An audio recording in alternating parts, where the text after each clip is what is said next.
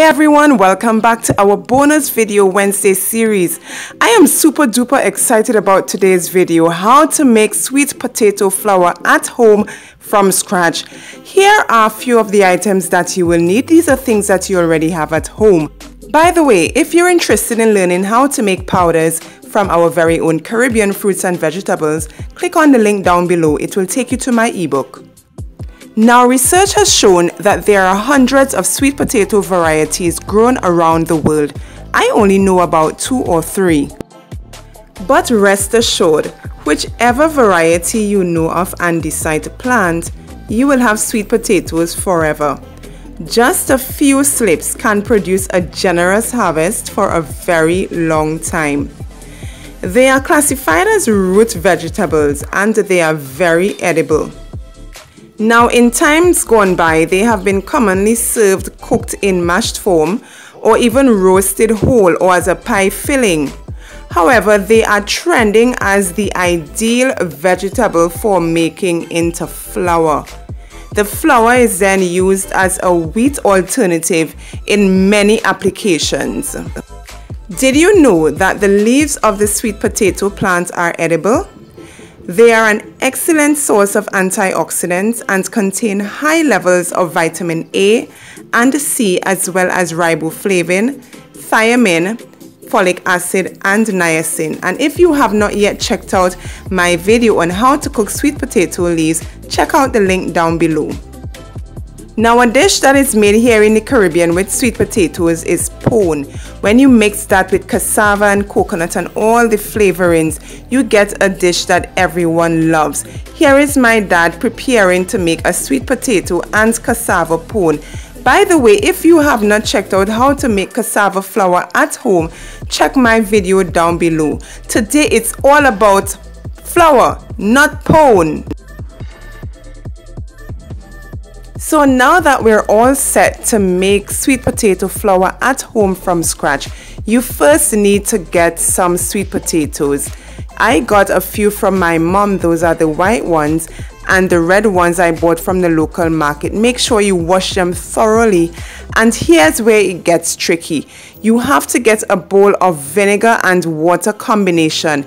That prevents oxidation. Sweet potato is like a magnet for oxidation. So in order to prevent the discoloration of the root tubers, put them in a bowl of vinegar and water. You'll thank me later.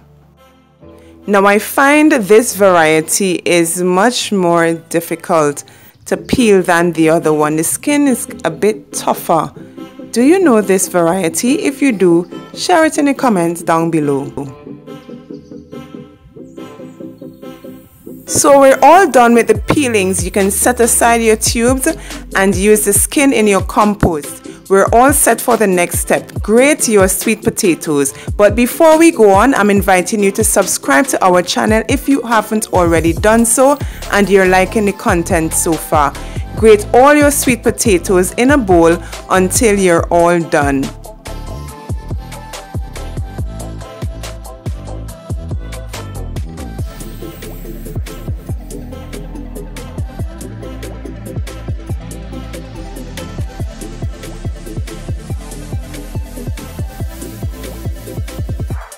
As I said before, I find this white one, it does not hold up well to oxidation. So if you're using this variety, some speed may be necessary. So we're all done with the grating. I started off with just over 3 pounds of sweet potatoes. It's on to the drying process.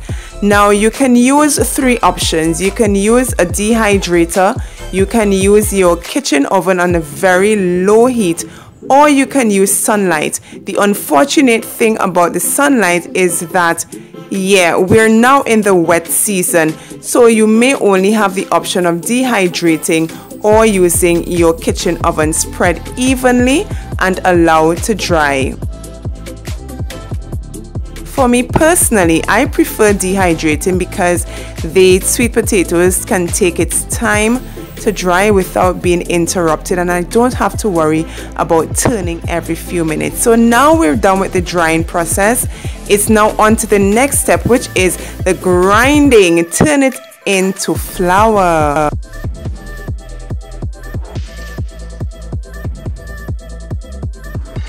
Now at this stage, you can use your kitchen blender, a coffee grinder, or a food processor. I personally prefer my blender because I'm used to it, but you have the option depending on whichever kitchen equipment you have on hand. Obviously, if you have an interest in turning this into a business enterprise, you will need more industrial type equipment. These types of equipment are more suited for home use, but in order to process your flours on a larger capacity, you will need to purchase larger equipment. And in addition to your equipment, you need a ready supply of root vegetables. So we're all done with our flour. The first bit is ready to sift. Just sift until all the larger particles are left behind.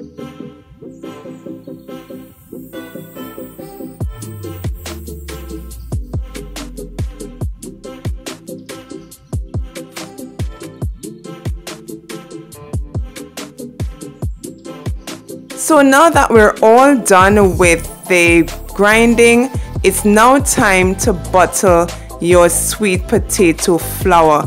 Just simply find a suitable jar.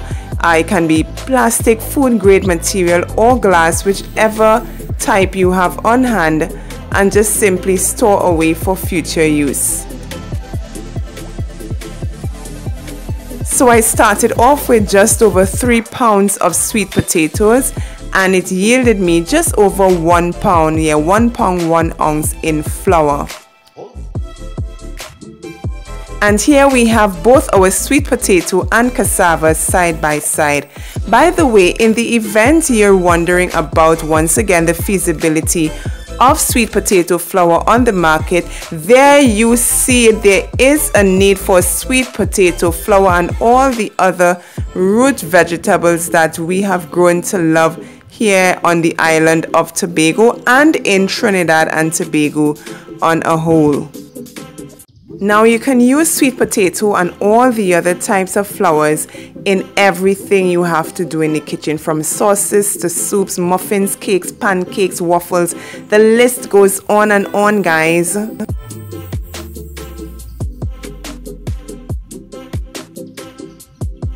Remember, if you're interested in learning how to make powders from our very own Caribbean fruits and vegetables, click on the link down below.